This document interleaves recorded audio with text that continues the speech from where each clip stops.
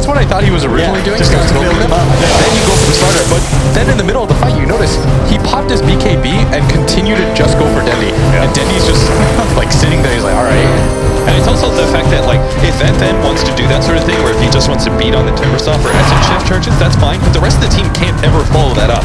The rest of the team shouldn't be focusing Timbersaw either, because naturally, if you start doing that, you start focusing on the tank and seeing if you can kill him, you're gonna make positional errors, and that's what's happened both times, is that Navi managed to get a big initiation, ditch him up, getting a crush, and Backbiter getting a successful lasso, instead of just getting canceled out by a swamp or a Look at the rest of Vegas lineup. They don't need to focus Timbersaw at this point in the game. It's just FN, and so what has to happen is you have to outgrow Dendi. You have to get rid of all his strikes.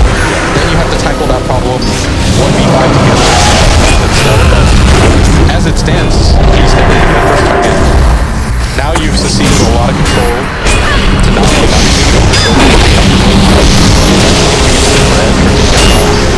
This as well, though, from the trading cards.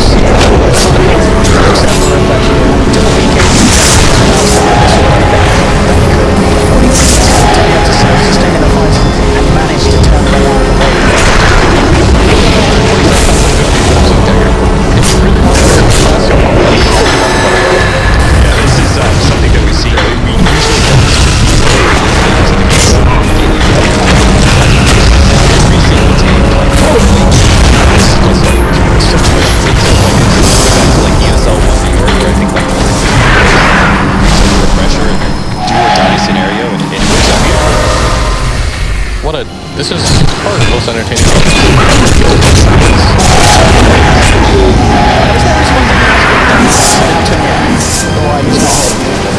Maybe it's still, yeah, I think it's a long he doesn't want to get rid of Evas or anything else. So it's like, if I lose the Bloodstone charges, then I swap out the... Yeah, that's a good idea. Dagon.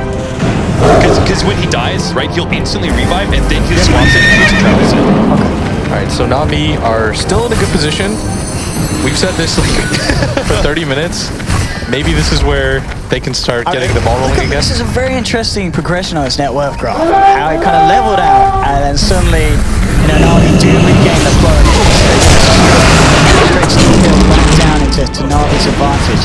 I mean, it does mean that, like, Na'Vi can always win this game.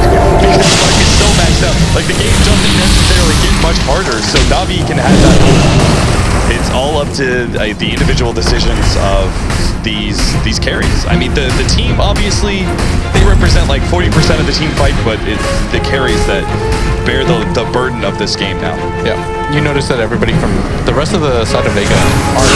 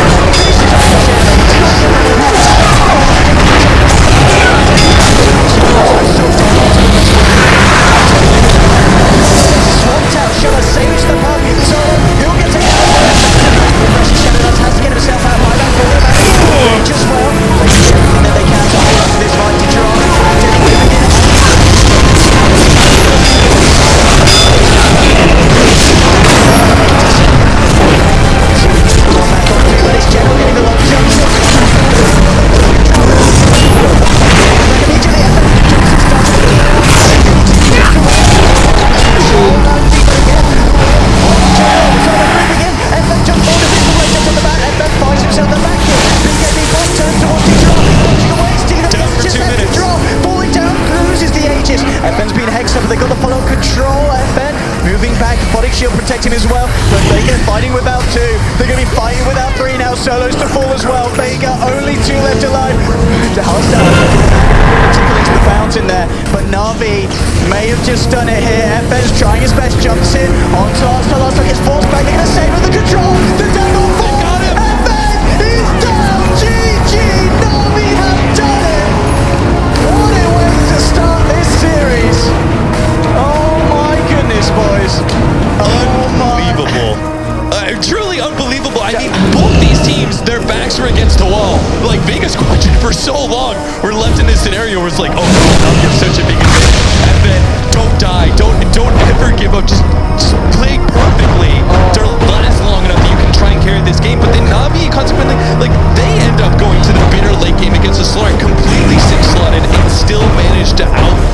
squadron in the team fights. I mean, Blitz words. That was pretty unbelievable that that game even got to that point.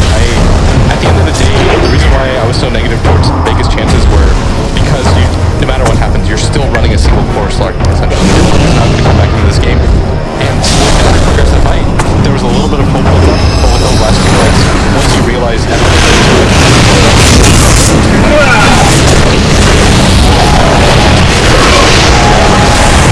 Absolutely incredible stuff here in game 1. Desi, 28-11. Absolutely insane stuff. Don't go anywhere. I'm pretty sure none of you will. Game 2, Na'Vi versus Vegas right around the corner. Did you dare to miss it?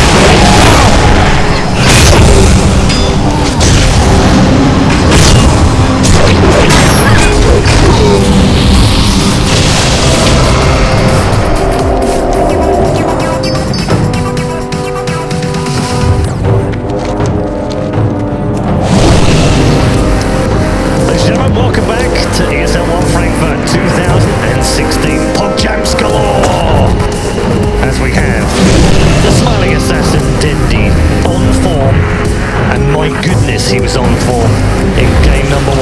Na'Vi thrilling the crowd as they take an early lead in this best of 3 semi-final. We're back at the panel right now with the boys.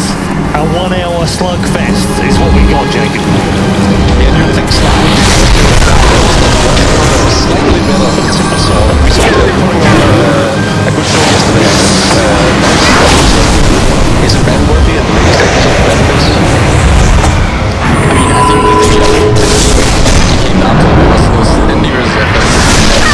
Bloodstone versus no Bloodstone. Bloodstone prevails. I mean, it's also the support cast was good from Na'Vi. They had their lockdown.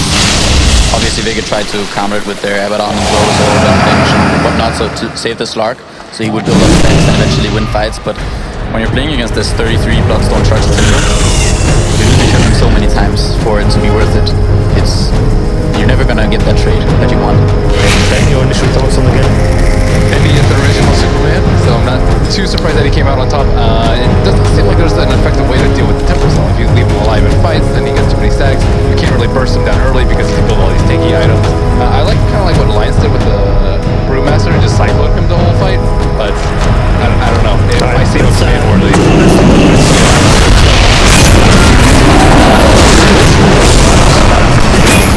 The 10s